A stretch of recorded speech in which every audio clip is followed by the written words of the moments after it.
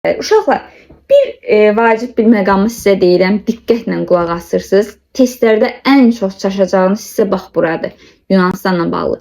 Əminəm ki, bunu 90% uşaq səhv yazır.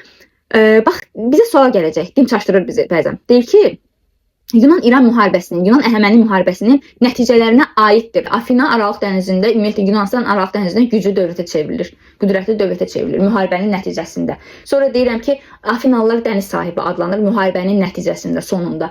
Xeyli qənimət ələ keçirir Yunanistan yenə müharibənin sonunda.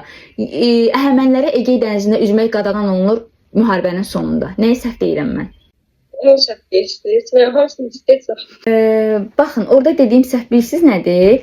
Egey dənizində üzmək qadağan olunur. Müharibənin sonunda yox. O müqavilənin şərtləri idi. 3 konkret faktı bax təzədən deyirəm.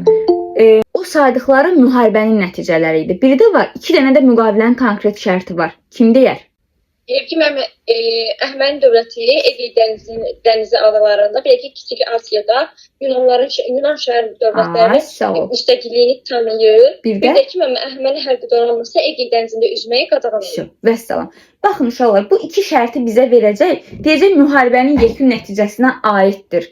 Qətiyyən bunu düzdür. Ümumi baxanda bəli, deyə bilərik ki, hə də müharibə bitdi. Müharibədən sonra müqavilə imzalandı. Bu müqavilənin şərtlərində də bunlar deyildi. Deməli, bu da müharibənin sonunda oldu. Amma diqqətli olun.